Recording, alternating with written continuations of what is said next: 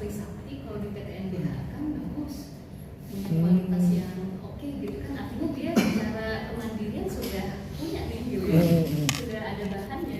Ya enggak, maksudnya pemerintah nggak usah ikut repot lagi gitu loh, dia kan membantu juga lah, sama-sama memajukan pendidikan gitu dari pihak swasta gitu loh. Iya, jadi yang kurang-kurang baru diambil, dibantu kepada kalau yang kendalanya kalau dia tidak PTNBH, dia tidak punya jalurnya, linknya untuk subsidi silang.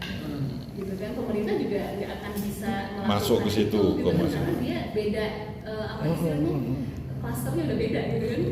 Kalau antara PTNBH mungkin bisa saling subsidi. Kalau PTNBH gini, uang mahasiswa itu kemana itu? Apa bayar itu ke UPI pusat atau dikelola?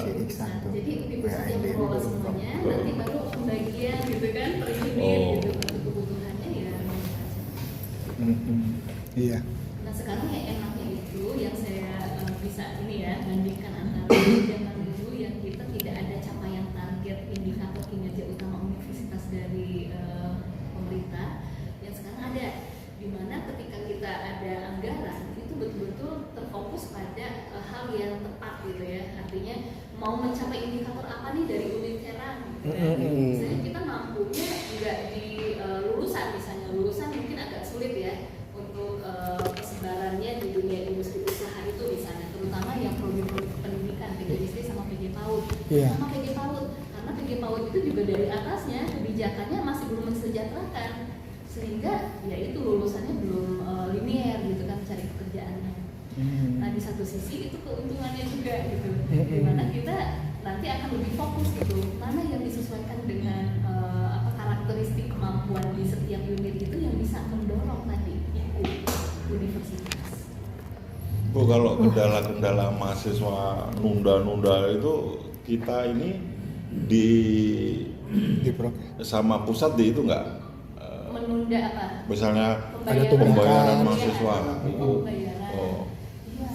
Jadi ditarget nggak kita sama UPI pusat? Iya. Untuk menagih itu juga. Sebenarnya bentuknya sudah jelas ya, maksudnya ada beberapa pilihan. Mahasiswa itu kan dikasih fasilitas untuk cuti.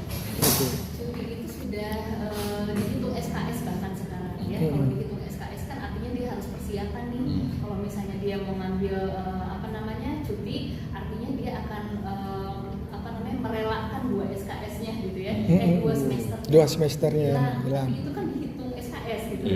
Nah itu juga harus jadi pertimbangan.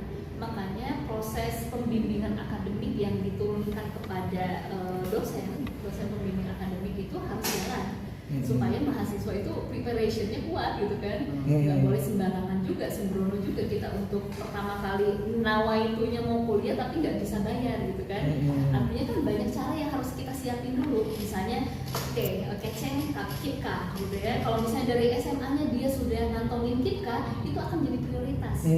Jadi udah nggak akan ada lagi survei dan sebagainya, itu udah prioritas. Tetapi ternyata dari kementeriannya KIPKA itu salah satu indikator yang kuat juga selain dia penerima KIPKA sebelumnya di SMA, itu adalah kualitas dari akreditasi produknya. Sementara di kita gitu ya, misalnya sekarang di kita nih banyak mahasiswa yang nunggak atau bahkan sampai putus kuliah karena nggak bisa bayaran UKT-nya, karena dia nggak terima KIPKA padahal SMA-nya dapat, itu karena akreditasinya masih minim, belum minimal baik sekali. Seberapa banyak yang nunggak itu, Bu? Berapa persen lah? Berapa persen lah kira-kira? Saya nggak tahu ya, karena itu urusan akademik kemahasiswaan, tapi nggak apa-apa, nanti saya bisa tanyakan gitu ya presentasinya. Kalau misalnya dikumpulkan untuk yang di Kamdas Serang saja, mungkin bisa ke Pak Kasih Akmawa nanti. Terima kasih. Jadi di bawah Wadir itu dibantu oleh Kasih. Terima kasih.